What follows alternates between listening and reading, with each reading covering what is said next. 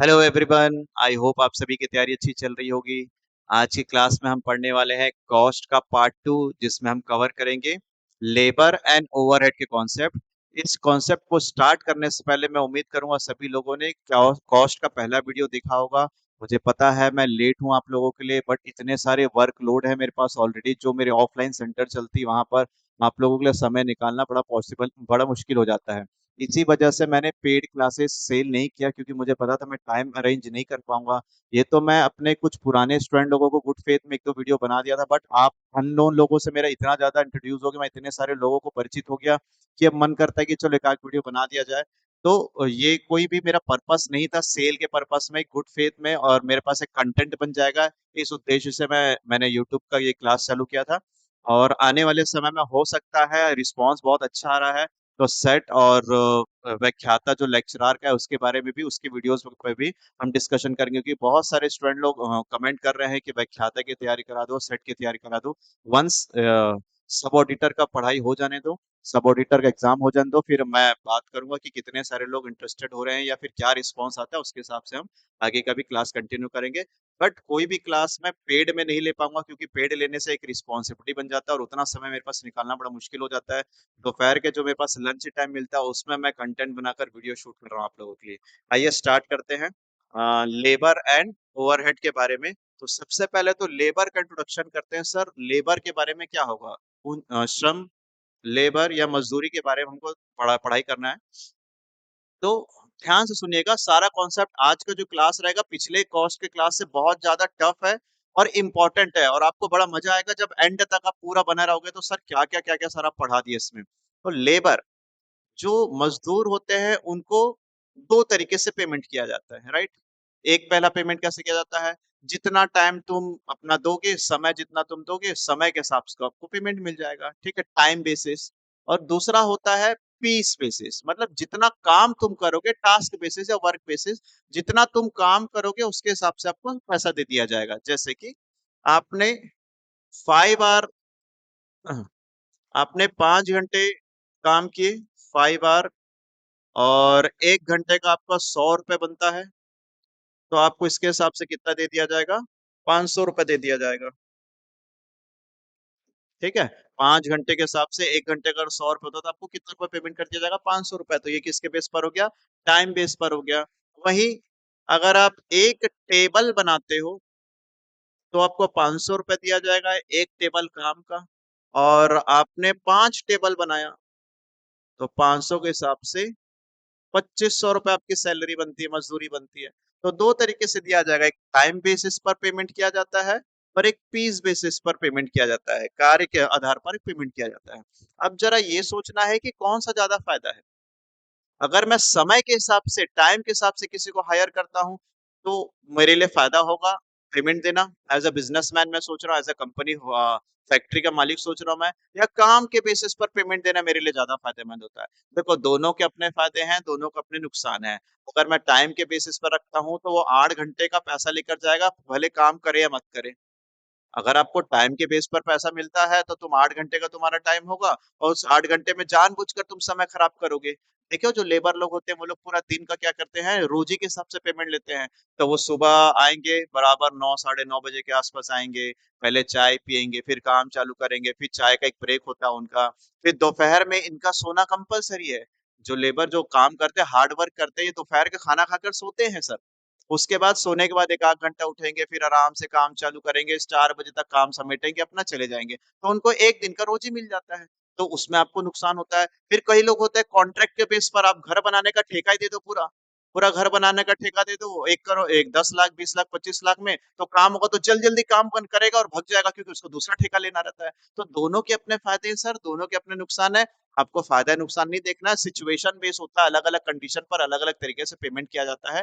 जैसे हम टीचर जो होते हैं, हम टाइम के हिसाब से भी कुछ लोग पैसा लेते हैं जो स्कूल वगैरह में काम करते हैं, और जो लोग जैसे प्रोफेशनल कोचिंग अपना कोचिंग इंस्टीट्यूट चला रहे हैं, तो हम लोग सिलेबस के हिसाब से पैसे लेते हैं कि भैया आपका ये कोर्स है, इसको कराएंगे और इतना पैसा लेंगे, चाहे हम ज्यादा टाइम ले चाहे हम कम टाइम ले। तो दोनों के अपने अपने फायदे हैं, दोनों के अपने अपने नुकसान है। फिलहाल हम फायदे और नुकसान नहीं पढ़ रहे हैं। आपको दो मेथड समझना है, टाइम बेसिस और पीस वेज सिस्टम। ठीक है, टाइम के हिसाब से पेमेंट दे दो आवरली रेट में, और एक कार्य के हिसाब से जितना तुमने काम किया उसके हिसाब से पेमेंट दे दो। ठीक है सर। अब अगर आप बात करते हो टाइम बेस पर, तो मैक्सिमम जगह टाइम बेस ही चलता है, समय के हिसाब से पेमेंट किया जाता है। तो जो टाइम बेसिस होता है, टाइम बेसिस में दो लोगों का बहुत बड़ा इंपॉर्टेंस है लेबर चैप्टर में। अगर आप घर में थोड़ी बहुत तैयारी किए भी होगे तो आपने ये नाम सुना होगा, हेल्से एंड रोवन प्राग। हिंदी में भी हेल्से है और इंग्लिश में भी हेल्से है। हेल्से और रोवन का वेज सिस्टम है, इसका एक फॉर्मूला है, उसको यूज करना है। तो हेल्से और रोवन क्या बताते हैं, सुनना ध्यान से। हेल्से और रोवन बताते हैं कि देखो, हम आपको कोई टाइम देंगे, इतने समय में आपको काम खत्म कर लेना है। हेल्से और रोवन ने आपको कुछ टाइम दिया है, 8 आवर में आपको काम खत्म कर लेना है।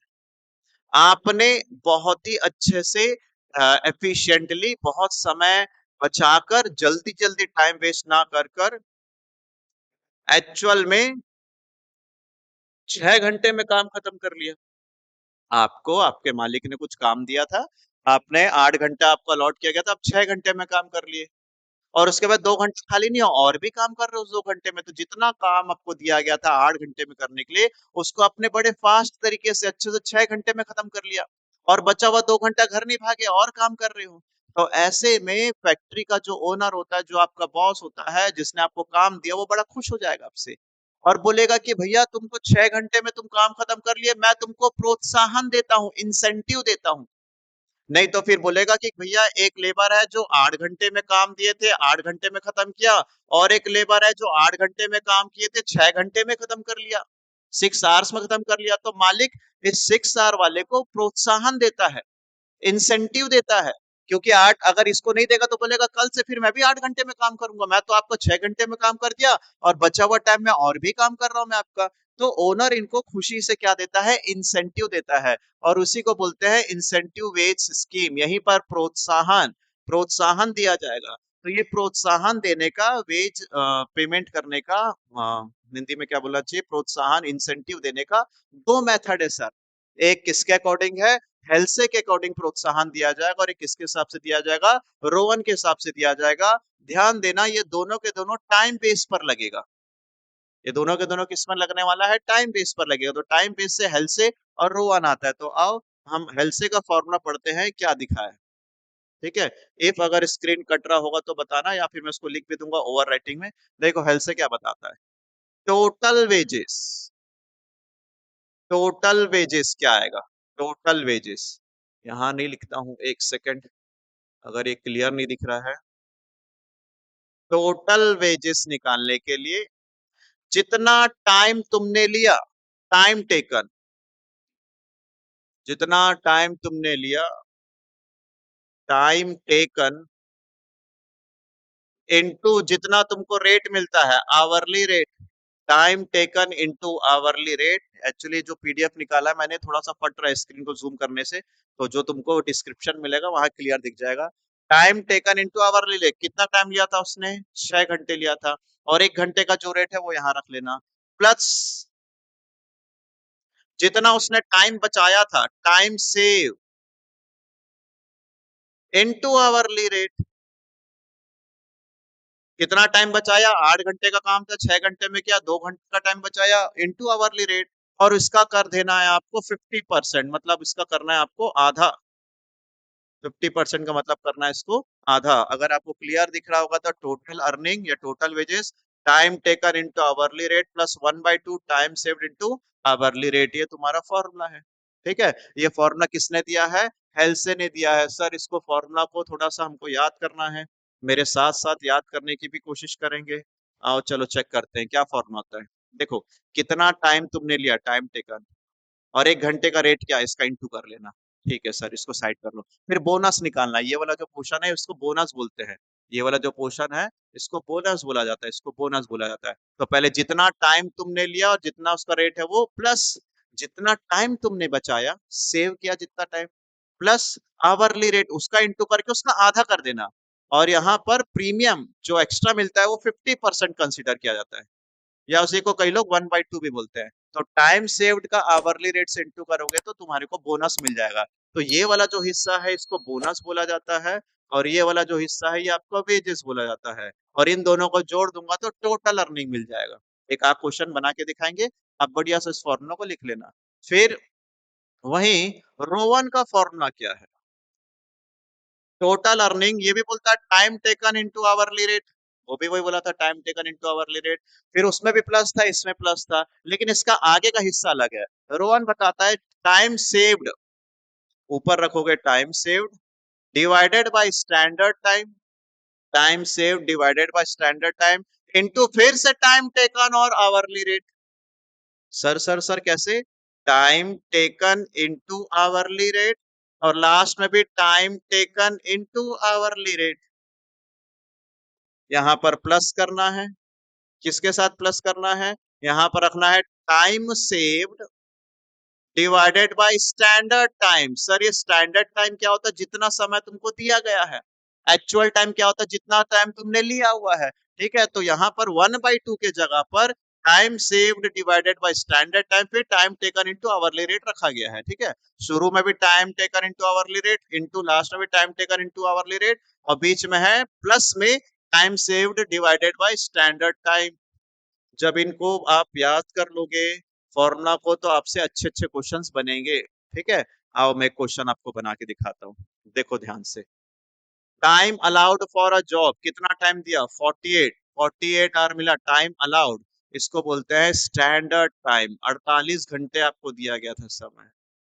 और वर्कर टेक 40 घंटा, वर्कर ने 40 घंटे लिए, तो इसके लिए बोलेंगे हम एक्चुअल टाइम, या इसी को बोला जाता है टाइम टेकन। कितना? 40 आवर। तो कितना टाइम बचा लिया तुमने? टाइम सेव्ड, कितना घंटे बचा लिया बोलो? 8 आवर्स बचा लिया। और आवरली रेट, 1 घंटे का क्या रेट चल रहा है इसमें? 15 रुपए पर आवर चल रहा है, 15 रुपीज का आवरली रेट चल रहा है। अब अगर मैं बनाऊं हेल्से के हिसाब से, तो हेल्से बताता क्या है? जितना time taken into hourly rate plus 1/2 into time saved into hourly rate, ये हेल्से का है। तो टाइम टेकन कितना लिया था? 40, आवरली रेट कितना था? 15, प्लस टाइम सेव्ड कितना था? टाइम सेव्ड था मेरे पास 8 आवर, आवरली रेट क्या चल रहा है? 15, और उसका क्या कर लेना? आधा, तो 15 4 60 हो गया, प्लस 15 8 120, 120 का आधा कितना हो गया? 60, 60 60 को जोड़ूंगा तो कितना मिल जाएगा? 660। अगर कोई कैलकुलेशन गलत होगा तो चेक कर लेना, मैं मेथड दिखा रहा हूँ। 15 4 60, ठीक है, 15 8 120, ठीक है,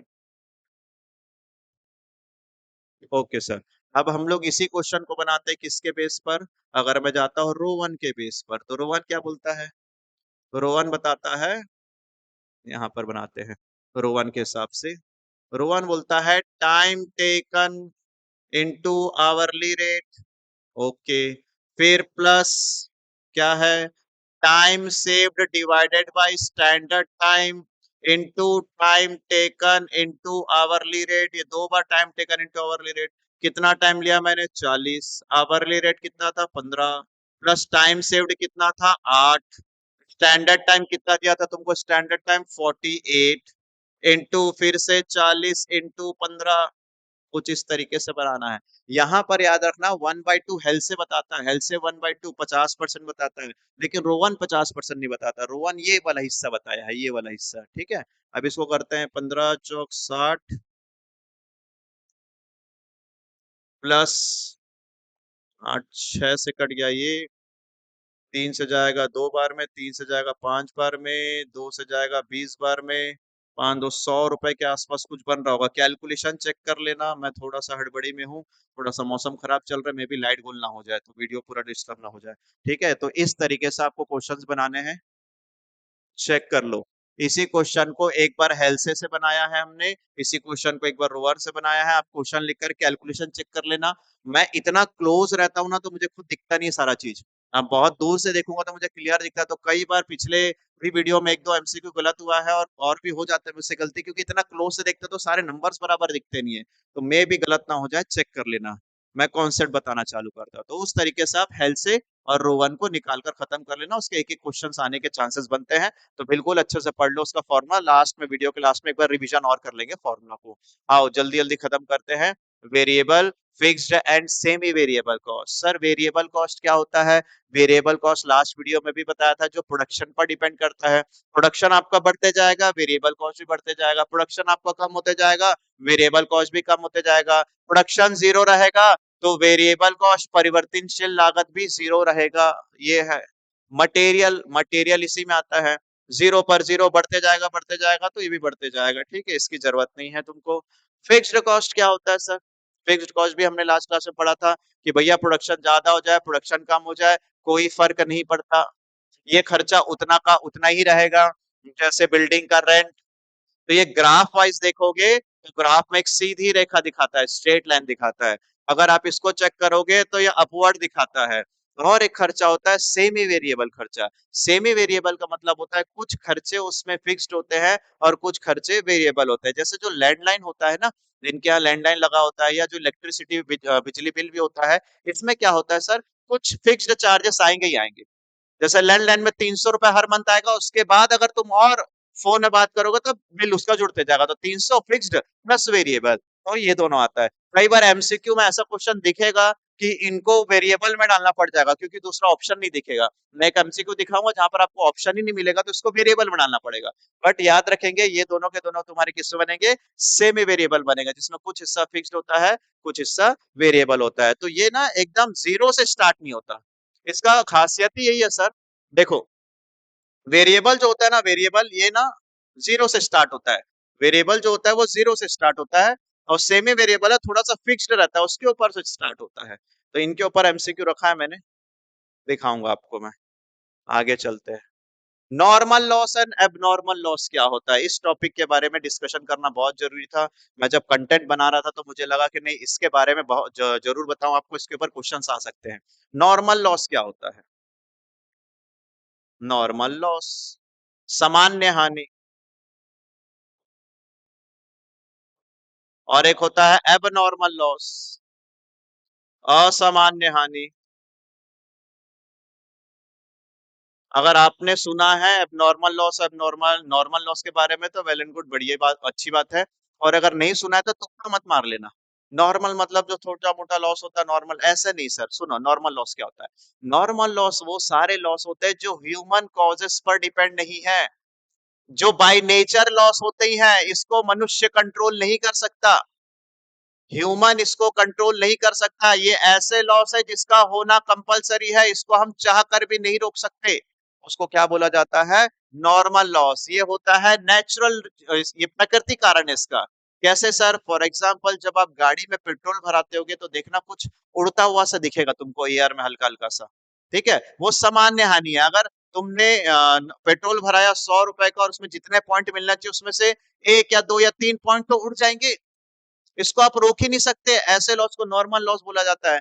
जैसे कोयले से भरा हुआ ट्रेन जब जाता है तो कोयला ट्रेन हवा में, बहुत सारे कोयले उड़ जाते हैं तेज चलने के कारण। जब आटे की बोरी या सीमेंट की बोरी को एक जगह से दूसरे जगह रखा जाता है, पटका जाता है, तो कुछ निकल जाता है, कुछ झड़ जाता है, तेल लीकेज होने का चांस। तो छोटे मोटे खर्चे जो बाई नेचर है होंगे ही होंगे। कॉटन भेज रहे हो, रेती जा रही है ट्रक में, तो रेती कुछ ना कुछ निकल जाता है। तो जब यहाँ से हम भेजते हैं किसी को, मान लो सपोज करो 100 टन, तो वहां जब पहुंचेगा तो मान लो 99 टन पहुंचा, तो तैयार था, एक टन तो उड़ेगा ही उड़ेगा मेरा, या 1 किलो उड़ेगा, या एक क्विंटल उड़ेगा, कुछ टन वेस्ट होंगे। भाई उसी को बोला जाता है नॉर्मल लॉ, जिसको वो बाई नेचर है, जिसको आप कंट्रोल नहीं कर सकते। एंड एक होता है सर कौन सा? एब नॉर्मल लॉस, असामान्य हानि, जिसको आप कंट्रोल कर सकते हो, जो ह्यूमन कॉजेस के कारण होता है। मेरे नेग्लिजेंसी के कारण, मेरे लापरवाही के कारण जो लॉस हुआ, मैं ध्यान देता तो ये मैं बचा सकता था, उसको क्या बोलेंगे? Abnormal loss. जैसे 10 टीवी सेट जा रहा है गाड़ी में, ब्रेकर में या एक्सीडेंट हो गया, तो दो तीन टीवी टूट गई है, बड़ा बड़ा लॉस है सर, इसको क्या बोला जाता है? एबनॉर्मल लॉस बोला जाता है, जिसको ह्यूमन रोक सकता है। अब आप मुझे कमेंट करके बताना, इन दोनों में से किसका बीमा करवाया जाता है? नॉर्मल लॉस का इंश्योरेंस होता है कि एबनॉर्मल लॉस का इंश्योरेंस होता है? थोड़ा सा सोचो अच्छे से। ऐसे लॉसेस जो नेचुरल होंगे ही होंगे, जिसको रोका नहीं जा सकता उसको नॉर्मल बोलते हैं। क्या उसका बीमा कराया जा सकता है उस लॉस से बचने के लिए? या ऐसे लॉस जो एबनॉर्मल है, जो हो नहीं, होना नहीं चाहिए था, तुम्हारे लापरवाही के कारण हुआ, क्या मैं इसका बीमा करा सकता हूँ? ये सोचकर जरूर कमेंट दे, और एक दूसरे का कमेंट पढ़कर भी डिस्कशन करें कि भैया क्या बता रहे हैं यहाँ पर। एक होता है आपका कौन सा cost? Standard cost. Standard cost का मतलब होता है इतना कॉस्ट लगेगा लगेगा, हालांकि यहाँ पर ये टॉपिक की जरूरत नहीं पड़ेगा, एक्चुअल कॉस्ट। एक होता है अपॉर्चुनिटी कॉस्ट। अपॉर्चुनिटी कॉस्ट का मतलब होता है एक अपॉर्चुनिटी को रिसीव करने के लिए, इकोनॉमिक्स का पार्ट है ये, बेस्ट ऑल्टरनेटिव, उसको एक अपॉर्चुनिटी को ग्रैब करने के लिए जिस अपॉर्चुनिटी को तुम छोड़ कर गए हो, जहां से तुम छोड़ कर गए, ये उसका कॉस्ट बन जाता है। फॉर एग्जाम्पल, किसी का कॉस्ट था 5,000, या मान लो तुम्हारा इनकम था 5,000, तुमको एक और ऑप्शन मिला कितने का? 8,000 का। तो इस अपॉर्चुनिटी को रिसीव करने के लिए जितना तुम छोड़ कर गए, इसको बोला जाता है अपॉर्चुनिटी कॉस्ट। इसके बारे में आपको इकोनॉमिक्स में डिटेल मिलेगा। इसके बाद हो सकता है मैं इकोनॉमिक्स की ही वीडियो लाऊंगा। ऑडिटिंग तो संभव नहीं है, अब समय भी नहीं, और बहुत सारे लोग ऑडिटिंग तैयारी कर चुके हैं, थ्योरी है। इकोनॉमिक्स को समझाना थोड़ा ज्यादा जरूरी होगा, तो उसकी वीडियोस में लाऊंगा। चलो आओ सर, क्वेश्चन आगे बढ़ते हैं। तो दो लॉसेस के बारे में हमने पढ़ा। हाँ, अब एक बहुत बड़ा टॉपिक सिखाऊंगा। अगर घर में बैठ के पढ़ रहे हो और आपको आस पड़ोस में कोई डिस्टर्ब कर रहा है, तो कृपया डिस्टेंस मेंटेन करें। ये टॉपिक अच्छे अच्छे लोगों को नहीं पता होता है। इवन मैं भी कई साल तक पढ़ा रहा था, शुरुआत में तो मुझे शुरुआत में इसका जानकारी नहीं था, क्योंकि हमने उतना डिटेल में नहीं पढ़ा था। फिर पढ़ाते पढ़ाते इन चीजों को समझे। कॉस्ट बहुत अच्छा नहीं था शुरुआत में, फिर पढ़ते पढ़ते समझ में आ गया क्या चीज है। तो अगर आप डिस्टर्ब हो रहे हो तो क्लियर हो जाओ, थोड़ा सा हेडफोन को ठीक कर लो, या मोबाइल को शांत जगह पर बैठ जाओ और इस टॉपिक को पढ़ लो। क्या बता रहा हूँ मैं? नाम नहीं बताऊंगा, मैं आपको कुछ बताने वाला हूँ, ध्यान से देखना क्या है। अच्छा, अभी तक जो मैं तुमको बता रहा था, लेबर वेबर के बारे में बता रहा था, अब मैं आपको दूसरा टॉपिक बता रहा हूँ, ध्यान देना। मान लो एक फैक्ट्री में दो डिपार्टमेंट है। ओके, मान लिया ये फैक्ट्री है मेरा, ये फैक्ट्री के अंदर दो डिपार्टमेंट है। ओके सर, ये मेरा एक डिपार्टमेंट, ये डिपार्टमेंट ए है मेरा, और ये है मेरा डिपार्टमेंट बी। क्या हो गया? ये बी डिपार्टमेंट और ये ए डिपार्टमेंट है। ए डिपार्टमेंट है, ये बी डिपार्टमेंट है। ओके सर, दो डिपार्टमेंट इमेजिन करना, एक फैक्ट्री है जिसका दो डिपार्टमेंट है। ओके, एक का नाम है डिपार्टमेंट ए, एक का नाम है डिपार्टमेंट बी। ठीक है सर, इस डिपार्टमेंट में 4,000 यूनिट का प्रोडक्शन होता है, और इस डिपार्टमेंट में 5,000 यूनिट का प्रोडक्शन होता है। अरे भैया, एक ही फैक्ट्री है, फैक्ट्री के अंदर दो डिपार्टमेंट है। फैक्ट्री छत एक ही है, उसके अंदर दो डिपार्टमेंट है, या समझ लो दो अलग अलग छत में दो डिपार्टमेंट है, मालिक तो एक ही है, फैक्ट्री के अंदर दो डिपार्टमेंट है। ओके, इस डिपार्टमेंट में 4,000 का प्रोडक्शन होता है, और इस डिपार्टमेंट कितने का प्रोडक्शन होता है? 5,000 का प्रोडक्शन होता है। ये जो डिपार्टमेंट है, ये 2,000 स्क्वायर फीट एरिया है इसका, 2,000 स्क्वायर फीट इसका एरिया है। इस डिपार्टमेंट का 1,000 स्क्वायर फीट एरिया है। ठीक है, मतलब ये थोड़ा सा कम है, ये थोड़ा सा ज्यादा है। ओके सर, फैक्ट्री का रेंट है 30,000, फैक्ट्री का रेंट है 30,000, तो मैं इसको लिख देता हूँ 30,000। ये इसका और इसका दोनों का है, ये इसका और इसका दोनों का है। अब आप लोगों को मुझे बताना है कि भैया इसका कितना किराया आएगा और इसका कितना किराया आएगा। पढ़े हो आप लोग कॉस्ट, आप तैयारी कर भी रहे होगे, और ये आप मुझे बता दो कि भैया किसका कितना किराया आएगा। ये 30,000 रुपए की किराया है, ये डिपार्टमेंट ए का किराया है, कि डिपार्टमेंट बी का किराया है? सर दोनों का किराया है। सर ये ना ए का है ना बी का, ये फैक्ट्री का किराया, फैक्ट्री का। तो फैक्ट्री के किराया को बांट देते हैं भैया। किराया को कैसे बांटना चाहिए? स्क्वायर फीट में। ये कितना स्क्वायर फीट लिया था? 2,000। ये कितना स्क्वायर फीट लिया था? 1,000। इनका रेशो काट लेता हूं मैं, तो इनका रेशो आता है 2:1। मतलब इसका जो किराया आएगा, 30,000 को दो और एक में बांटोगे तो इसका किराया आएगा 20,000 रुपीज, और इसका किराया कितना आएगा? 10,000 रुपीज। ओके, तो आपने क्या किया? आपने किराया को दो हिस्सों में, दो डिपार्टमेंट में बांट दिया। आपने किराया को दो डिपार्टमेंट में, दो कॉर्नर में, दो अलग अलग एरिया में बांट दिया। इसी को बांटने को कुछ एक नाम बोला जाता है। थोड़ी देर वेट करो, बस बता दूं। ये हम कर सकते हैं, हाँ कर सकते हैं। तो ये जो किराया था, तो इस डिपार्टमेंट का कितना किराया है सर? इस डिपार्टमेंट का 20,000 किराया है। और इस डिपार्टमेंट का कितना किराया है सर? इस डिपार्टमेंट का 10,000 किराया है। ओके सर, अब मैं ये पूछता हूँ आपसे, ये जो 20,000 रुपए किराया है ना तुम्हारा, 20,000 किराया, ये एक यूनिट में कितना किराया, एक यूनिट में कितना किराया, मतलब बोलना चाह रहा हूं मैं, ये जो 20,000 रेंट दे रहा हूं उसमें कितना प्रोडक्शन कर रहा हूँ, 4,000 यूनिट। तो एक यूनिट के पीछे किराया कितना आएगा, अच्छा 20,000 किराया देते हो और उसमें 4,000 प्रोडक्शन करते हो, तो 5 रुपए पर यूनिट का किराया आता है। मतलब मैं जब कस्टमर से वसूलूंगा किराया, तो 5 रुपए एक उत्पादन में जोड़ दूंगा, एक यूनिट में 5 रुपए के किराया जुड़ा होगा, फिर एक उत्पादन में कुछ और जुड़ा होगा, वैसे ये किराया को मैंने प्रोडक्शन में भी डाल दिया। अब ध्यान से देखना सर, मैं आपको कुछ बता दूं, ये वाला जो है ना, एक सेकंड, ये वाला जो लाइन है, ये वाला जो 5 रुपए वाला है, इसको ध्यान देना, है ना, और ये जो 20 वाला है इसको भी ध्यान देना।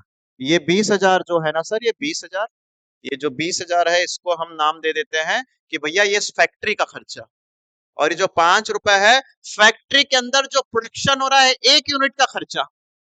ओके, चलो ये जो है रेंट, ये किसका है, ये इस डिपार्टमेंट का खर्चा, और इस डिपार्टमेंट के अंदर कितना प्रोडक्शन हो रहा था, 1,000, तो 10,000 किराया आ रहा था, नहीं प्रोडक्शन 5,000 हो रहा, सॉरी, प्रोडक्शन 5,000 हो रहा था, तो ये आ गया 2 रुपए पर यूनिट रेंट आ गया।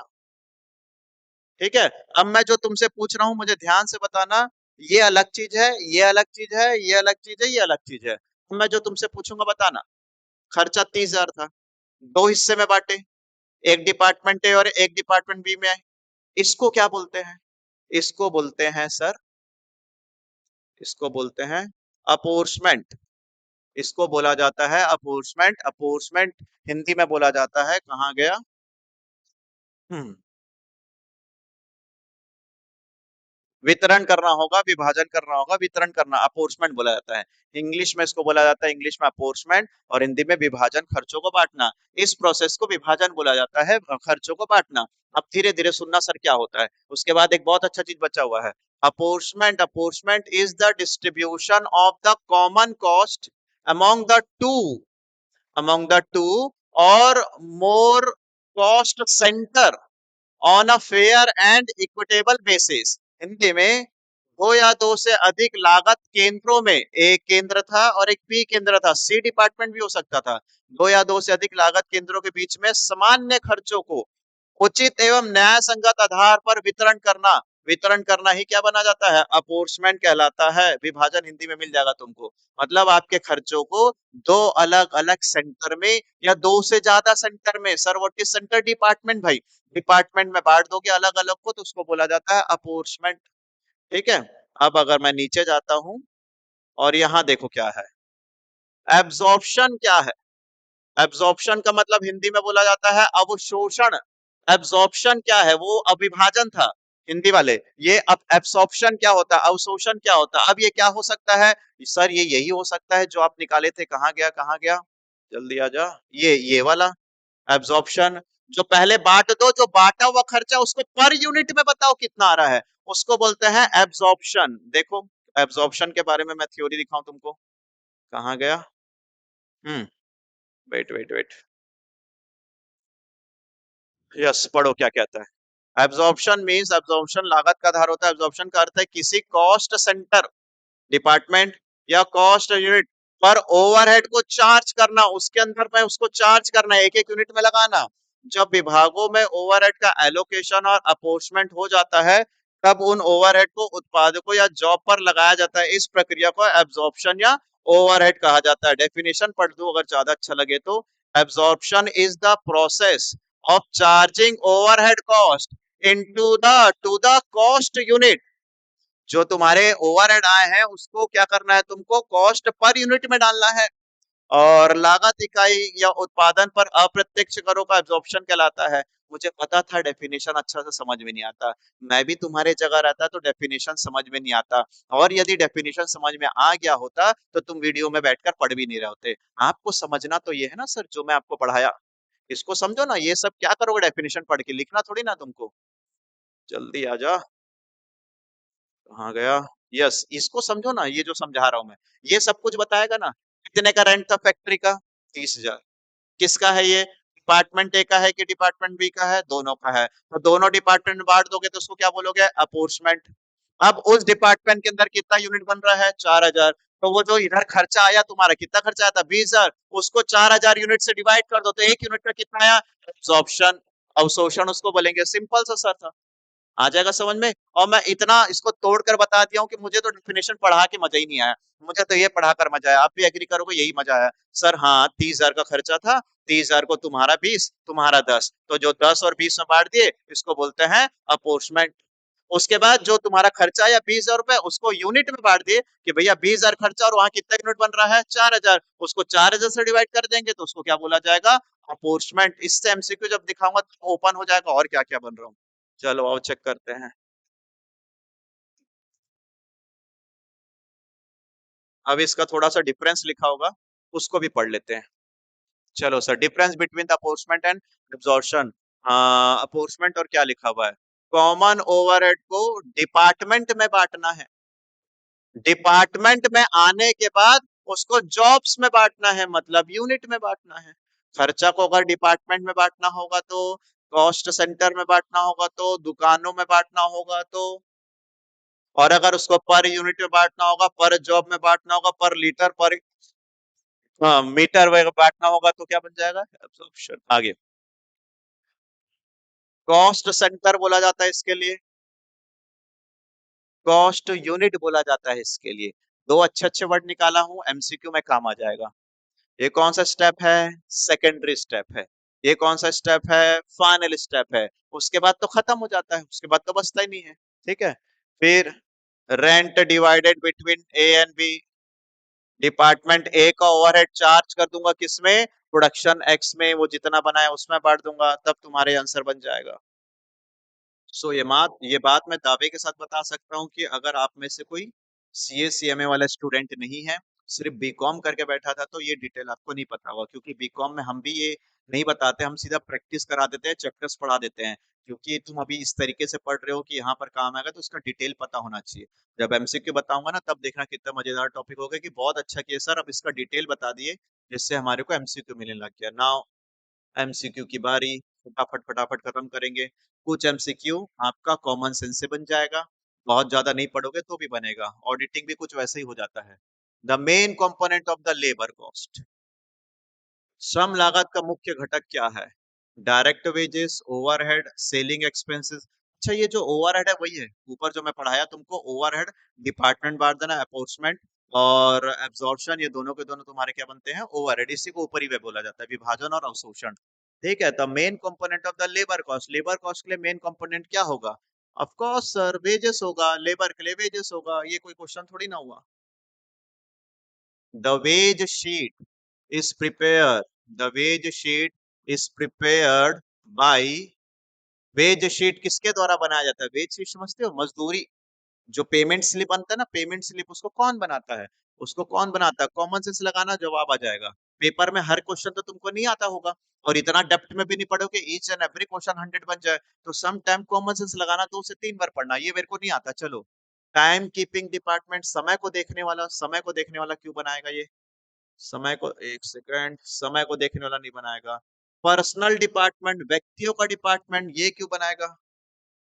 पेरोल डिपार्टमेंट, वेतन विभाग। हाँ भैया, पेरोल डिपार्टमेंट, वेतन विभाग बनाएगा। तो जब आप अपने एमसीक्यू को 2 से 3 बार एकदम आंख गड़ा कर देखोगे, तो भगवान की कृपा हो गई तो एकदम एमसीक्यू बाहर आ जाएगा अंदर से। अच्छे से देखना पड़ता है सर। ठीक है, मजाक नहीं है, होता है ऐसा। जब बहुत डिटेल में पढ़ोगे ना कुछ आंसर दिखेगा। The cost of the idle time increasing due to the shortage of raw material is transferred to। कच्चे माल की कमी से उत्पन्न निष्क्रिय समय। भैया पहले ये बताओ, एमसीक्यू तो हम भी पढ़ लेते हैं, आइडल टाइम क्या होता है, निष्क्रिय समय क्या होता है? आप सोचो, आइडल टाइम, निष्क्रिय समय क्या होता है? वैसा समय जब मजदूर खाली बैठा हो, ऐसा टाइम जब प्रोडक्शन बंद हो गया हो, ऐसा टाइम जब कुछ काम नहीं हो रहा होगा, सब कुछ खाली ठप्प बैठा होगा, उसको बोला जाता है आइडल टाइम। ठीक है। जैसे पढ़ाते पढ़ाते मैं रुक गया, अब जो जितना पॉज लिया मेरा आइडल टाइम, वेस्ट टाइम हो गया। हालांकि ये तो फालतू सा एग्जांपल था। फैक्ट्री में क्या होता है, फैक्ट्री में मटेरियल खत्म हो गए रहते हैं, पावर कट हो जाता है, किसी वजह से स्ट्राइक हो गया तो आइडल मजदूर लोग खाली बैठे रहते हैं, मशीन बंद हो गया रहता है किसी वजह से, मशीन का ब्रेक डाउन हो जाता है, तो उसको बोला जाता है आइडल टाइम। तो आइडल टाइम के बारे में बोल रहा है, the cost of the idle time arising due to the shortage of raw material transfer, बोलता है कि मटेरियल ही नहीं था, मटेरियल खत्म हो गया, तो ऐसे टाइम समय में निष्क्रिय समय क्या बोला जाएगा, कहाँ जाएगा, इसका लॉस को कहाँ लेके जाएंगे, ट्रेडिंग अकाउंट में नहीं, कॉस्ट का प्रॉफिट एंड लॉस में जाएगा। कच्चे माल की कमी, रॉ मटेरियल नहीं था, तो आइडल टाइम बैठे थे, उसके कारण मजदूरों को तो पेमेंट देना ही पड़ेगा, तो ऐसा में जो तुमको लॉस हो गया वो कहाँ जाएगा, तो cost profit and loss account में जाएगा, लागत लाभ हानि खाता में जाएगा ये। ठीक है, आगे। हाँ, the type of idle times are, निष्क्रिय समय के प्रकार हैं क्या, normal and abnormal idle time, normal and overtime नहीं होता, एबनॉर्मल एंड ओवर टाइम नहीं होता, कॉन्टीजेंट एंड एबनॉर्मल टाइम नहीं होता। आइडल टाइम का मतलब समय खराब हो गया तो किसके वजह से हो सकता है, या तो नॉर्मल की वजह से हो सकता है या तो एबनॉर्मल की वजह से हो सकता है।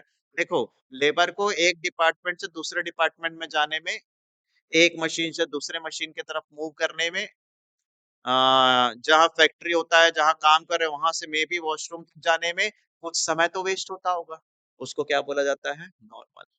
अब लेबर जानबूझकर काम नहीं किया, स्ट्राइक कर दिए, जबरदस्ती बैठ गए हैं, मैं काम ही नहीं करूंगा, तो क्या बन जाएगा, एबनॉर्मल। तो आइडल टाइम कैसे हो सकता है, नॉर्मल में भी हो सकता है, एबनॉर्मल, दोनों ही निष्क्रिय समय हो सकते हैं। ठीक है, सिर्फ एमसीक्यू पढ़कर आंसर बता दूंगा तो कॉन्सेप्ट नहीं बनेगा ना, इसलिए एमसीक्यू पढ़ाते पढ़ाते मुझे बहुत कुछ बताना भी पड़ता है आप लोगों को।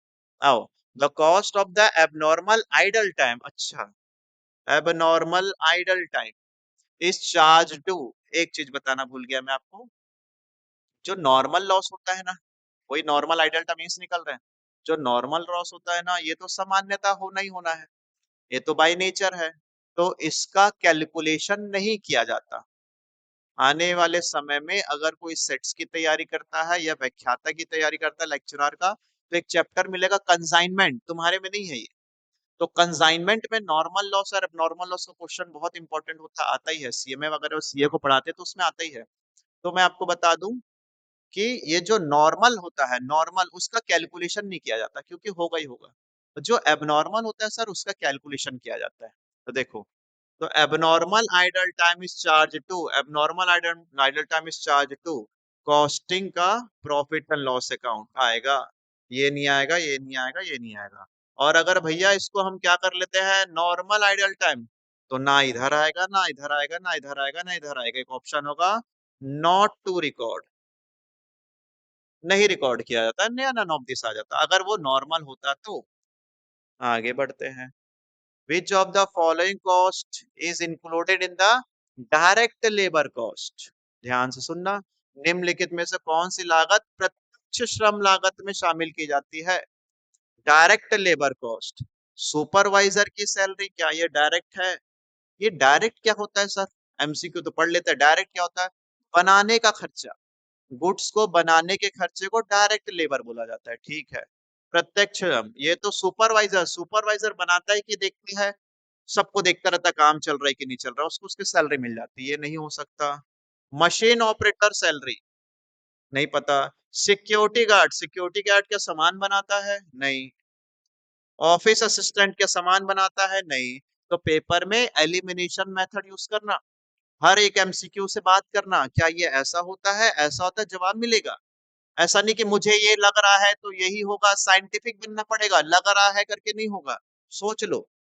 डायरेक्ट लेबर, डायरेक्ट मतलब डायरेक्ट जुड़ा हुआ है, प्रोडक्शन से जुड़ा हुआ है, तो प्रोडक्शन से जुड़ा हुआ कौन दिखता है, मशीन ऑपरेटर, ऑपरेटर मशीन को ऑपरेट करेगा और सामान बनाएगा, तो यही आंसर तुम्हारा सही है। तो थोड़ा सा साइंटिफिकली सोचकर जवाब देना वहां पर पेपर में, है ना, मुझे लग रहा है ये होगा तो उससे नहीं बनने वाला क्वेश्चन तुम्हारा। आगे, डायरेक्ट वेजेस, फिर direct wages are included in which of the following, किसमें शामिल होगा, डायरेक्ट वेजेस होगा तो प्राइम कॉस्ट में आएगा, यही बता देते हैं भैया आपको, इनडायरेक्ट वेजेस होगा तो वो फैक्ट्री कॉस्ट में आएगा। फैक्ट्री कॉस्ट फैक्ट्री ओवरहेड में आएगा कौन? दो टाइप के लेबर होते हैं, एक डायरेक्ट लेबर होता है और एक इनडायरेक्ट लेबर होता है। डायरेक्ट लेबर बोलेगा तो प्राइम कॉस्ट में डाल देना, इनडायरेक्ट लेबर बोलेगा तो फैक्ट्री कॉस्ट या फैक्ट्री ओवरहेड में डाल देना। आगे, हाँ, indirect labour is related to, आ गया भैया। तो क्या ऑप्शन होगा इनडायरेक्ट का? Labour assisting in a production. अच्छा, डायरेक्ट वैसे भी नहीं पूछा है। Indirect labour, labour assisting in production, labour assisting in sale, sale के लिए तो लेबर नहीं लगता। लेबर असिस्टिंग इन डिस्ट्रीब्यूशन नहीं लगता। तो जब ये दोनों नहीं होता तो ये ही नहीं हो सकता। तो लेबर असिस्टिंग इन कहाँ लगेगा? प्रोडक्शन, उत्पादन में जो सहायता करने वाले श्रम होते हैं, उत्पादन में जो सहायता करने वाले श्रम होते हैं। दो मजदूर होते हैं जो हाथ से उत्पादन कर रहे हैं और जो उनको सहायता हेल्प कर रहे हैं। जो खुद प्रोडक्शन कर रहे हैं वो प्राइम कॉस्ट ऊपर चल जाएगा, और जो उनको हेल्प कर रहे हैं वो वाले इनडायरेक्ट लेबर हो गया, वो फैक्ट्री के अंदर आ जाता है। ठीक है, उसी को इनडायरेक्ट बोलते हैं। आगे sir, indirect labour is a part of, indirect labour कहाँ का पार्ट है? Prime cost, factory cost, cost of goods sold. ये अभी अभी इतना लेक्चर दे दिया कि इनडायरेक्ट किसका पार्ट होता है और इनडायरेक्ट किसको बोलते हैं, तो इसका जवाब आप खुद समझ लेना। इनडायरेक्ट लेबर डायरेक्ट नहीं है भैया, इनडायरेक्ट लेबर है। वो किसका पार्ट होता है? प्राइम का होता है कि फैक्ट्री का होता है? ये दोनों नहीं हो सकता, ये दोनों में से सोच लेना। जवाब तुम्हारे पास होना चाहिए, नहीं तो क्या ही मतलब सिर्फ वीडियो देखकर चल जाओगे और हो जाएगा काम, नहीं होने वाला। आपको समझ के पढ़ना है। Over time is considered a part of which type of wages? Over time भैया, ओवर टाइम, ओवर टाइम सुने हो? हाँ, आगे चल के ओवर टाइम मिलेगा, हाँ मिल सकता है। क्या होता है ओवर टाइम? ज्यादा काम करोगे तो ज्यादा पैसा मिलेगा, है ना? तो ये ओवर टाइम जो consider part of which type of wages, ये कौन सा वेजेस है? ये ओवर टाइम जो है, जो डायरेक्ट लेबर है उसको मिलता है कि इनडायरेक्ट लेबर है उसको मिलता है? कैसी बात करते हो? डायरेक्ट काम कर रखा हो तो उसको भी मिलेगा, जो इनडायरेक्ट लेबर है उसको भी मिलेगा, तो दोनों को ओवर टाइम मिल सकता है, मुझे भी मिल सकता है ओवर टाइम। वैसे मुझे मिलना भी चाहिए, इतना सारा काम करता हूँ, देखते हैं कितने सारे लोग 2000 3000 4000 व्यू आ रहे हैं वीडियो में, और लाइक देखूंगा तो 100 150 200। छुप के बैठ गए, वीडियो देख लिए, बस हो गया, भागो। भैया हम वैसे भी फ्री में कंटेंट दे रहे, कोई चार्ज नहीं कर रहे, तो एक टीचर को एप्रिसिएशन से ज्यादा क्या चाहिए होता है? वैसे भी यहाँ पर मनी अर्निंग के पर्पज से तो वीडियो बना ही नहीं रहा है। तो आप लोग जब वीडियो देखते हो तो सिर्फ एक एप्रिसिएशन चाहिए होता है हम टीचर को। और सच में बताओ, हर एक टीचर ना तारीफ का भूखा है। हम लोगों को सिर्फ एप्रिसिएशन मिल जाता है, एक आंख लाइक कर दो, थैंक यू लिख दो, हो गया सर, खत्म। आगे चल के कभी मौका मिले तो फिर हम यूट्यूब में मिलेंगे तुमसे, ठीक है? तो एप्रिसिएशन चाहिए होता है। तो ओवर टाइम किसको मिलता है? डायरेक्ट लेबर को भी मिलेगा, इनडायरेक्ट को भी मिलेगा। तो both a and b right answer. ठीक है, चुपचाप दब के पहचान, जैसे देख ले वीडियो, छुप के भग गए, क्या होगा सर? हाँ, ना हमारा फायदा ना हमारा नुकसान, ना तुम्हारा फायदा ना ना तुम्हारा नुकसान, बट मैं तुमको फायदा पहुंचा रहा हूँ, तो बस एक थैंक यू लिख दो। Overtime wages, overtime wages are paid at, overtime मजदूरी दी जाती है नॉर्मल रेट से, हाई रेट से, एवरेज रेट से, लोअर रेट से। ओवर टाइम कर रहे हो, अच्छा काम कर रहे हो, ज्यादा काम कर रहे हो, थकने के बाद ज्यादा काम कर रहे हो, तो भैया चुपचाप रख लो ना हाई रेट पर। आगे, in which situation is overtime consider direct labour? Overtime को कब डायरेक्ट लेबर माना जाएगा? जब वो फैक्ट्री के अंदर उत्पादन कर रहा होगा, तो खोजो। एडमिनिस्ट्रेटिव वर्क ना भैया, सेल विक्रय कार्य ना भैया, क्लियरिंग चार्जेस ना भैया, तो अब तो आंख बंद करके यही आएगा, उत्पादन। When necessary for the production, जब उत्पादन के लिए, वैसे भी यहाँ लिखा था डायरेक्ट लेबर, डायरेक्ट लेबर क्या करता है? प्रोडक्शन में काम आता है, तो उत्पादन के लिए आवश्यक होगा। Yes sir. Idle time means, निष्क्रिय समय का अर्थ क्या है? Productive time. देखो, आइडल का मतलब वेस्ट टाइम, खराब टाइम, बर्बाद कर दिया समय। अभी भी कुछ लोग हैं जो तैयारी अच्छे से नहीं कर रहे हैं, पढ़ लेंगे, अभी तो 15 दिन बचा है, अभी तो 20 दिन बचा है, तो तुम लोग अपना समय को क्या कर रहे हो? आइडल टाइम कर रहे हो। तो क्या है? Unproductive time. आइडल टाइम मतलब निष्क्रिय समय। तो जो हम निष्क्रिय समय कर, उसको सक्रिय करना पड़ेगा, उसको यूज करना पड़ेगा। अनप्रोडक्टिव टाइम को आइडल टाइम बोला जाता है। सर पढ़ाते पढ़ाते ताना मार रहे हो? नहीं, अभी तुम अगर ऑफलाइन पढ़े रहते तो बहुत ज्यादा ताना पड़ा रहता, और इसमें अगर कुछ है जो मेरे से 11 12 ग्रेजुएशन पढ़े हैं, तो बहुत ताने पड़ते हैं सर। अभी तो नहीं पड़ेगा। The piece rate system is based on, piece rate piece rate का मतलब होता है कार्य के हिसाब से पैसा मिलता है। Time, no. Quality of the production, हाँ भैया, प्रोडक्शन करोगे जितना काम करोगे उतना पैसा मिलेगा। अगला, डिसएडवांटेज, कहाँ गया? Disadvantage of the piece rate system is, piece rate system का क्या डिसएडवांटेज है? अगर मैं अपने लेबर को बोलूंगा कि काम जितना करेगा उतना पैसा मिलेगा, तो वो तो सब काम जल्दी जल्दी करेगा, मटेरियल सब खराब कर देगा जल्दी के चक्कर में। तो यहाँ पर आएगा तुम्हारे को misuse of the material and machine, हाँ। नीड सुपरवाइजर ना, नो इंसेंटिव ना, इंक्रीज ना। देखो, अगर मैं डिसएडवांटेज बोलता हूँ तो बुरी बात पूछ रहा है, दोष पूछ रहा है, तो वो तब ना होगा मिसयूज ऑफ द मटेरियल। तो जब हम लोग ना किसी को काम दे देते ना ठेके पर, कि भैया तुम काम खत्म कर देना, 10,000 रुपये रख लेना, वो जितना जल्दी काम करके खत्म करके भागेगा, क्योंकि भैया उसको 10,000 ही मिलना है, तो वो मिसयूज करता है मटेरियल को। आगे सर, ये बढ़िया क्वेश्चन है। The हेल्से premium plan was propounded bye F A हेल्से। Google में सर्च कर लेना इसका फुल फॉर्म क्या होगा। जनरली ऐसा काम नहीं आता, बट क्यूरियोसिटी अगर किसी के अंदर है, जानने की इच्छा, तो एफ ए हेल्से खोज लेना। इसने कब लाया था? इतने सारे ईयर हैं, चुपचाप याद रखना इसका ईयर, इसका रीजन नहीं बता सकता। रीजन क्या ही हो सकता है? जन्म डेट का जो उसका कैसे रीजन बता दूं और क्या एक्सप्लेन कर दूं? उन 1890 और 91। हेल्से premium plan was propounded bye F A हेल्से। हेल्से ने जो लाया वो कब लाया था, प्रस्ताव कब किया गया था? तो 1890 और 91, 1991। ये 91 नंबर को याद रखना। तो इसी 91 से रोवन को निकालेंगे, ठीक है? ट्रिक लगा रहे हैं। उसका 91 यहाँ पर क्लिक करना, इसका 91 वहां लेके जाना। 1890 और 91 से हेल्से ने बनाया था। रोवन कब आया था थोड़ी देर बाद पता चलेगा, 91 याद रखना। हेल्से प्रीमियम प्लान, हेल्से प्रीमियम क्या प्लान क्या होता है? एक्सप्लॉइट स्किल्ड वर्कर, कुशल श्रमिकों का शोषण करना, ऐसा नहीं था इनसे। Provided bonus at high efficiency level, हाँ, ऐसा लग सकता है बोनस देगा, आप अभी तो बता रहे थे। बोनस हो सकता है, बोनस हो सकता है, हाँ बोनस हो सकता है। Divide benefit of time saved equally between the employer and employee. देखो ये क्या बोलता है, ये समय बचत का लाभ, टाइम सेव्ड उस फॉर्मूला में बहुत जरूरी था, बोनस भी जरूरी था, टाइम सेव भी जरूरी था, समान रूप से बांटता है। ये आंसर होगा। जो टाइम सेव करता है, जो दोनों को फायदा मिलता है, मुझे भी मिलेगा तुझे भी मिलेगा, तो वो बनाया गया इसमें। तो याद रखना, अच्छा क्वेश्चन है। आगे, the Rowan incentive plan was implemented by the James Rowan, इसका तो नाम ही दे दिया। ये कब लाया सर? अभी हेल्थ में एक ईयर बोला था मैं, 91। वो 91 कहीं टच कर रहा है क्या? 91 यहाँ टच कर रहा है, ये नहीं सर। 19, 1901 ये इसका आंसर है। वहां पर कितना था? 1890 और 91 था ना। तो इसका उल्टा से यहाँ चालू हुआ है। अब 1890 91 फिर वापस ये तो नहीं आ जाएगा, तो 91 का उल्टा कर देता, 1901, ये इसका आंसर है। कुछ ट्रिक लगा लो, याद रख लो। हेल से था 1890 से 91, और ये 1901 से आगे है, तो ये इसका आंसर है जब रोवन लेकर आया था। On what is the bonus in the Rowan incentive plan?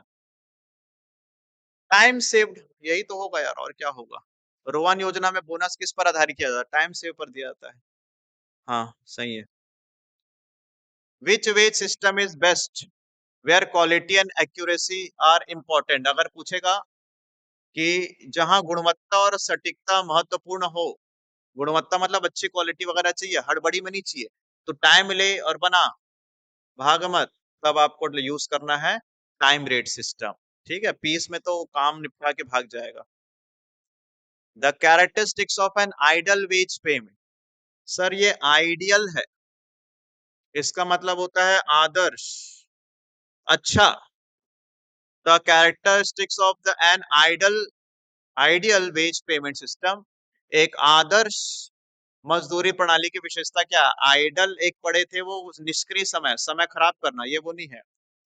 based on the number of worker, based on the efficiency, uncertainty of the payment, all of these the characteristics of an ideal wage payment system, एक अच्छा आदर्श। अब इसको मैं यहां से check करता हूँ। Based on the number, ज्यादा वर्कर रख लूंगा तो काम अच्छा हो जाएगा क्या? नहीं। बेस्ड ऑन द एफिशिएंसी, हाँ। देखो, मैं रख लेता हूँ 50 टीचर पढ़ाने के लिए, ये पढ़ा दे, तू ये पढ़ा दे, तू ये पढ़ा दे, तू ये पढ़ा दे, 50। इसके जगह एक रखता हूँ, लेकिन अच्छा रखता हूँ एफिशिएंसी वाला, जो पूरा काम बहुत अच्छे से कर रहा था। तो आपको आइडियल अच्छे के लिए एक एफिशिएंसी चाहिए। एफिशिएंसी दक्षता पर आधारित होना चाहिए। ठीक है। विच of the following is the method of the controlling labour? Labour को कंट्रोल, लागत नियंत्रण को कैसे, कौन सी विधि से कंट्रोल किया जा सकता है?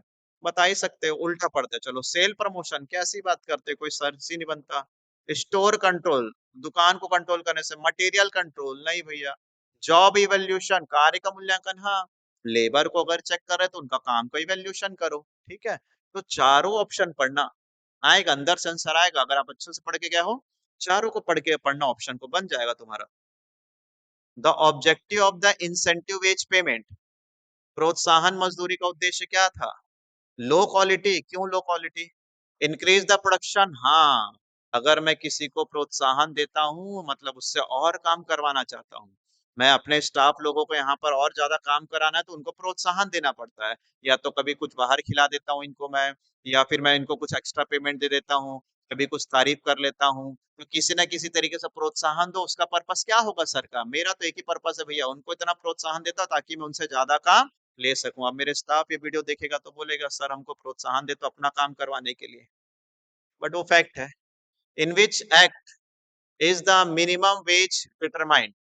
मिनिमम वेज कौन बताता है? तो ये अभी न्यूज में भी चल रहा था, minimum wage act, minimum wage act, ये बाद में आ भी रहा था, बाद में न्यूज कि भैया मिनिमम वेज एक्ट लागू करना है। In which act minimum wage determined, न्यूनतम मजदूरी दर किस पर आधारित है? मिनिमम वेज एक्ट न्यूनतम मजदूरी दर पर आधारित है। आगे, high labour turnover, English medium वाले, इंग्लिश मीडियम वाले ध्यान देंगे, लेबर टर्नओवर का क्या मतलब होता है? सर, टर्नओवर का मतलब तो सेल होता है, कैसी बात करते हो? लेबर टर्नओवर, लेबर टर्नओवर का क्या मतलब होता है? हिंदी में लिखा हुआ है पलायन। तो इंग्लिश मीडियम वाले को शायद ये वर्ड भी समझ ना आए, और हिंदी मीडियम वाले को शायद ये वर्ड समझ में आ जाए, पलायन। देखो, पलायन का मतलब हिंदी मीडियम वाले एकदम सही सोच रहे हैं, पलायन, चले जाना। और इंग्लिश मीडियम वाले टर्नओवर, लेबर टर्नओवर का मतलब नौकरी छोड़कर जाने को बोलते हैं लेबर टर्नओवर। ठीक है। Stability, no. इनस्टेबिलिटी, हाँ। इनस्टेबिलिटी मतलब लेबर टर्नओवर, मेरे कंपनी में ना लेबर आते हैं, काम करते हैं, जल्दी छोड़ देते हैं, जल्दी छोड़ देते हैं, 1 महीने में, 2 महीने में, तो उसको टर्नओवर बोला जाता है, labour turnover, instability. Employee cost include, कर्मचारी लागत में शामिल है salary, bonus, provident fund, all of this. Income tax पढ़े होंगे आप लोग फाइनल ईयर में, सैलरी में सब कुछ आता है सर। पूछता है कि सैलरी में क्या क्या आता है, कर्मचारी लागत में क्या आता है, ये भी आएगा, ये भी आएगा, ये भी आएगा, ये भी आएगा, सब आएंगे sir. What is overhead? Overhead क्या है? ऊपरी व्यय। Yes sir. What is overhead? Overhead क्या है? डायरेक्ट मटेरियल एक्सपेंसेस, ये तो डायरेक्ट बोल रहा है, ये तो ऊपरी खर्चा है। डायरेक्ट एक्सपेंसेस, ये तो ऊपरी खर्चा है। इनडायरेक्ट एक्सपेंसेस, अप्रत्यक्ष व्यय को ओवरहेड बोला जाता है। ये तो सेलिंग एक्सपेंसेस है। ठीक है। ओवरहेड का मतलब होता है ऊपरी खर्चा, इसको ऊपरी व्यय बोला जाता है, अप्रत्यक्ष व्यय को बोला जाता है। विच of the following is not an overhead? इनमें से कौन सा ओवरहेड नहीं है? ओवरहेड नहीं मतलब अप्रत्यक्ष नहीं है, तो प्रत्यक्ष होगा, है ना। Direct wages of machine operator, supervisor ऊपरी खर्चा, फैक्ट्री रेंट ऊपरी खर्चा, मशीन रिपेयर ऊपरी खर्चा, डायरेक्ट वेजेस ओवरहेड नहीं है, हाँ यही ओवरहेड नहीं है, direct wages of the machine operator. ठीक है। फैक्ट्री ओवरहेड क्या है? फैक्ट्री ओवरहेड क्या है? बैड डेब्ट्स नहीं, सेल्स कमीशन नहीं, हॉलेज एक्सपेंसेस परिवहन व्यय, हाँ। फैक्ट्री के अंदर भी गाड़ियां चलती रहती है, एक जगह से दूसरे जगह, एक जगह से दूसरे जगह, तो ये हॉलेज एक्सपेंसेस है। बैंक कमीशन नहीं, ये नहीं हो सकता, एडमिनिस्ट्रेशन खर्चा है। Which is not an administrative overhead?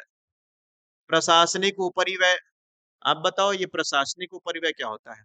Administration overhead क्या होता है? एडमिनिस्ट्रेटिव ओवरहेड छोटे बच्चों को क्या बताते हैं मालूम? लिखा पढ़ी का खर्चा, हिसाब किताब का खर्चा, ऑफिस में बैठ कर जो हो रहा है खर्चा, उसको प्रशासनिक बोला जाता है, एडमिनिस्ट्रेटिव एक्सपेंसेस। तो कौन सा ओवर ऑफिस का नहीं है? बैंक एक्सपेंसेस, लिखा पढ़ी का खर्चा, हाँ है ये। फाइनेंशियल, लिखा पढ़ी का खर्चा, हाँ है। लीगल, लिखा पढ़ी का खर्चा है। डिजाइन ऑफिस सैलरी, ऑफिस का सैलरी बना रहा हूँ, उसका डिजाइन ही बनवा दे रहा हूँ, तो ये लिखा पढ़ी का खर्चा कहाँ हुआ? ये तो फिर मैन्युफैक्चरिंग जैसा खर्चा हो गया, कंस्ट्रक्शन का खर्चा हो गया। तो नहीं है बोला ना, नहीं है, यही नहीं है, ये सब तो है, इसको नहीं बोलना, ये है तुम्हारा answer. Design office salary, office का डिजाइन बनवा रहा हूँ, तो कंस्ट्रक्शन से रिलेटेड खर्चा हो गया, ठीक है। ये सब हिसाब किताब का, बैंक का, ये सब खर्चा एडमिनिस्ट्रेटिव खर्चा। Expenses for the removing of wastage, अपशिष्ट हटाने का खर्चा। रिमूविंग ऑफ वेस्ट, वेस्ट कहाँ पड़ा रहता है? फैक्ट्री के अंदर पड़ा रहता है, तो उसको हटाने का खर्चा क्या बनेगा? फैक्ट्री ओवरहेड का खर्चा बनेगा, ऑफिस का खर्चा नहीं। सेलिंग नहीं, नन ऑफ दिस नहीं। Expenses of removing waste, waste को हटाने का खर्चा, factory overhead. Which is a fixed overhead, इसमें से कौन सा फिक्स्ड है? बिल्डिंग का रेंट फिक्स्ड है, बिजली bill variable, fuel and power variable, postage and stationery variable, building का किराया फिक्स्ड होता है। इतना सारा एमसीक्यू रहा है आपके लिए, देख रहे हो टाइम लग जाता है, इसलिए 2 दिन लगा, क्योंकि इसका कंटेंट निकालने बनाने में टाइम लग जाता है, और ऐसे कुछ भी रफली नहीं डाल रहा हूँ। अगर आप लोग टेस्ट सीरीज में भी देख रहे हो तो बहुत सारा समय लग रहा है उसको बनाने में, तो टाइम तो लगता है सर। अच्छा अच्छा क्वालिटी वाले के लिए टाइम लगेगा। विच इज अ वेरिएबल ओवरहेड, परिवर्तित वेरिएबल कौन है? सैलरी फिक्स्ड होता है, रेंट फिक्स्ड होता है, डेप्रिसिएशन फिक्स्ड होता है, इलेक्ट्रिसिटी एक्सपेंसेस वेरिएबल होता है। अब रुको, मैं क्या बोला था उस समय कि ऑप्शंस को देखकर भी हमको डिसाइड करना पड़ेगा। अब आप यहाँ कमेंट करके जरूर मुझे पूछोगे सर आप तो बोलो पहले फोटो दिखाए थे, बिजली बिल को सेमी वेरिएबल बोलेंगे, है ना? बिजली बिल को तो सेमी वेरिएबल बोलोगे। अब आप उसको क्या बोल रहे हो? वेरिएबल। भाई ऑप्शन ही वैसा बना है, तो आप क्या करोगे? ऐसे कई बार क्वेश्चंस क्रिएट होंगे। अब सैलरी को तो तुम लोग वेरिएबल नहीं बोल सकते, सैलरी तो फिक्स्ड होता है, किराया फिक्स्ड होता है, डेप्रिसिएशन फिक्स्ड होता ही है। अब यही ऑप्शन बच रहा है। तो कई बार ऐसे ऑप्शंस होते हैं जहां पर तुम्हारा कॉन्सेप्ट थोड़ा सा आगे पीछे होगा, बट उन चारों में से जो बेस्ट होता है वो पिक करना पड़ जाता है। ठीक है, तो यहाँ पर बिजली बिल जो होता है सेमी वेरिएबल, वेरिएबल तो है इसके अंदर, तो इसको वेरिएबल में डालना पड़ जाएगा तुमको। ठीक है, सेमी वेरिएबल एक्सपेंसेस क्या होता है? वॉचमैन की सैलरी है तो फिक्स्ड होता है, सेल्समैन की सैलरी भी फिक्स्ड होता है, मशीन रेंट भी फिक्स्ड होता है। फिर टेलीफोन एक्सपेंसेस, हाँ यही बनेगा मेरा कौन सा? सेमी वेरिएबल, अर्ध परिवर्तनशील। आगे, अब यहाँ से जो तुमको बहुत बढ़िया लेक्चर दिया था उसके क्वेश्चंस हैं, एकदम ध्यान दो सर, अच्छा क्वेश्चंस है ये सब। अपोर्चमेंट, विभाजन का अर्थ क्या है? Distribution the overhead to the cost centre, absorption of the overhead, division of the overhead among the more than one cost centre, और चार्जिंग द। सर यहाँ डाउट आ गया, ए पॉइंट में और डी पॉइंट में, सी में डाउट आ रहा है। एब्जॉर्प्शन तो नहीं हो सकता, charging expenses to the product नहीं हो सकता। अपोर्चमेंट क्या होता है? डिस्ट्रीब्यूशन, बांटना, ऑफ द ओवरहेड बांटना to the cost centre, cost centre को बांटना। डिवीजन ऑफ द ओवरहेड मतलब बांटना among the more than one cost centre, एक या एक से ज्यादा, एक या एक से ज्यादा डिपार्टमेंट में बांटना।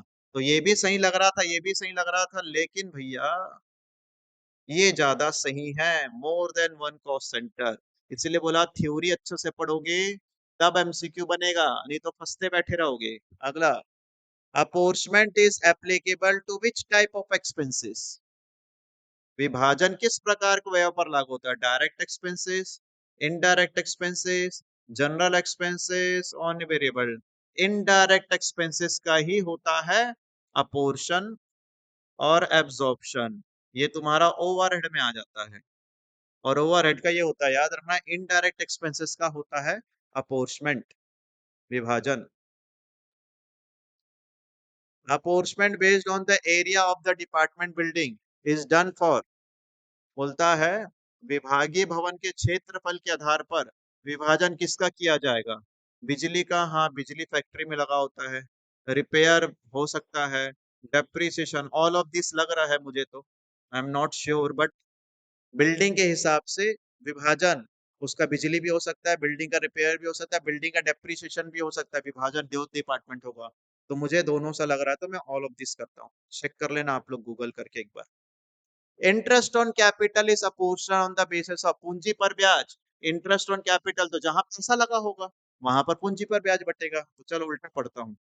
Technical estimation of the department building, ये क्या बात है, विभागीय भवन का तकनीकी अनुमान नहीं, विभागीय भवन व संयंत्र का मूल्य, वैल्यू, हाँ यहाँ है, यहाँ पर एरिया नहीं, ये भी नहीं, ये भी नहीं, देखो ये इसलिए सही हो गया, पूंजी पर ब्याज, इंटरेस्ट ऑन कैपिटल के लिए वैल्यू चाहिए, मूल्य चाहिए, पैसा चाहिए, उस पर ब्याज लगता है, तो ये आंसर सही है, थोड़ा सा scientific. Apportionment by technical estimate is done, तकनीकी अनुमान के आधार पर विभाजन किया जाता है, तकनीकी विभाजन के हिसाब से, तकनीकी अनुमान के आधार पर विभाजन किसके लिए किया जाता है, electricity, water, air, all of this, apportionment of by the technical estimation, ये भी मुझे ऑल ऑफ दिस लग रहा है, ये दो ऑल ऑफ दिस वाले को आप लोग चेक करना। Apportionment by the technical estimation is done for, तकनीकी अनुमान के आधार पर, यही हो सकता है, सभी के सभी में तकनीकी लगेगा। All of this.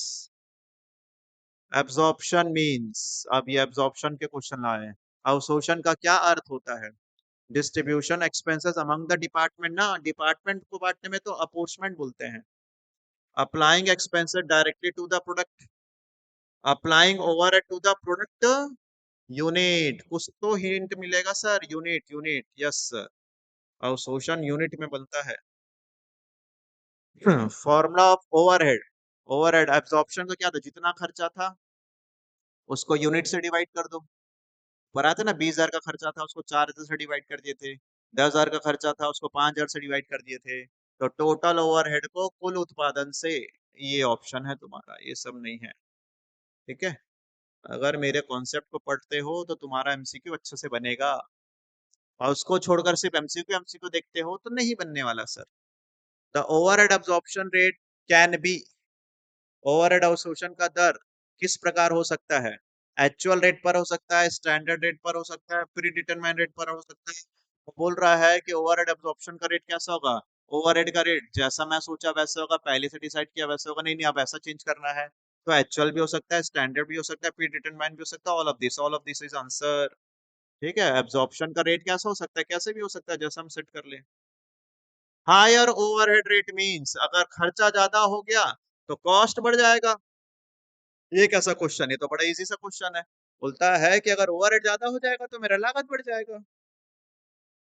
The most difficult task is overhead is, the most difficult task of the overhead is, overhead का सबसे कठिन कार्य क्या होता है, एलोकेशन, ये तो बांट लेंगे, एब्जॉर्प्शन भी कर लेंगे, एनालाइज, डिस्ट्रीब्यूशन में भी, एक बार इसको देख लेना, डिस्ट्रीब्यूशन ही होना चाहिए था, सबसे कठिन कार्य डिस्ट्रीब्यूशन होता है, ठीक है। विश्लेषण भी हो सकता है बट चेक करना इसको क्या हो सकता है इसका, आई थिंक सो डिस्ट्रीब्यूशन होना चाहिए, ठीक है। सो ये आपके कॉस्ट के अच्छे सारे टॉपिक और एमसीक्यूज है, आपके बुक में सिलेबस, आपके सिलेबस में मटेरियल, ओवरहेड, रेशियोज के बारे में कॉस्ट में लिखा हुआ था, मैंने मटेरियल और ओवरहेड को जितना निचोड़ना था बढ़िया से यहाँ पर आपको कॉन्सेप्ट दे दिया, एमसीक्यू भर भर के बनाओ, अच्छे अच्छे टेस्ट सीरीज कंडक्ट हो रहे हैं, उसको जरूर परचेस करो, चेक करो कि कैसे क्वेश्चंस हैं, उसके फिर वापस पीडीएफ डल जाते हैं व्हाट्सएप चैनल में, उसको पढ़कर याद करो, लॉट ऑफ प्रैक्टिस करो, जितना तुम प्रैक्टिस करोगे उतना अच्छा होगा। तो अगले वीडियो में हम मिलेंगे, मोस्ट प्रोबेबल इकोनॉमिक्स के वीडियो में मिलेंगे, अकाउंट ऑलमोस्ट खत्म हो गया, कंप्यूटराइज अकाउंटिंग और ईआरपीएफ कुछ बचा होगा, वो मैं नहीं, वो मेरा एक्सपर्टीज भी नहीं है उसमें, तो शायद मैं ना कराऊं, हर चीज में एक्सपर्ट नहीं बन सकते हम। तो मैं आपको अगली क्लास में इकोनॉमिक्स के बारे में बताऊंगा, जो भी अच्छे टॉपिक है, शायद कोशिश करूंगा मैं एक या दो वीडियो में पूरा इकोनॉमिक्स ही खत्म कर देंगे, ठीक है। पहला एक बहुत पहले वीडियो बनाया था मैंने, इकोनॉमिक्स का बेसिक्स था, एक या दो टॉपिक में इकोनॉमिक्स को ऑल ओवर खत्म कर देंगे। इसके बाद ओवरऑल फुल अकाउंट के क्वेश्चंस का लाइव सेशन लूंगा, जब भी आप लोगों को मैं इन्फॉर्म करूंगा तो बिल्कुल लाइव सेशन के लिए रेडी रहिएगा। हो सकता है सैटरडे या संडे को इवनिंग टाइम में रखेंगे क्योंकि कुछ वर्किंग लोग होते हैं, कहीं न कहीं जॉब कर रहे हैं, तो हो सकता है सैटरडे या संडे का शाम या ना सॉरी नाइट में, सैटरडे या संडे के नाइट में हम लोग एक लाइव सेशन ऑर्गेनाइज़ करेंगे, जिसमें पूरा का पूरा मिक्स एमसीक्यू पढ़ेंगे अकाउंट्स का और वो भी पीवाईक्यू क्वेश्चन जो सीजी व्यापम के क्वेश्चंस बनाया था हमने बना हुआ है जो पीवाईक्यू आया हुआ है, उसके क्वेश्चंस को प्रैक्टिस करेंगे। अचानक से डेप्री, अचानक से बीआरएस, फिर रेक्टिफिकेशन, फिर जनरल एंट्री, फिर कॉस्ट, फिर रेशो, इधर-उधर घुमाकर आप लोग मेरे साथ बनाएँगे लाइव सेशन में, बड़ा मज़ा आने वाला होगा।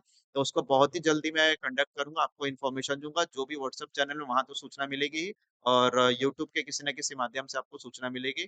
तो बी प्रिपेयर फॉर इट, उसके लिए तैयार रहेंगे और मिलते हैं जल्दी हम लोग अगले वीडियो में जिसमें इकोनॉमिक्स के बारे में डिस्कशन करेंगे। तो अगर वीडियो पसंद आता है तो बिल्कुल लाइक और एक थैंक यू तो बनता है सर मेरे लिए। चलिए मिलते हैं, बाय-बाय।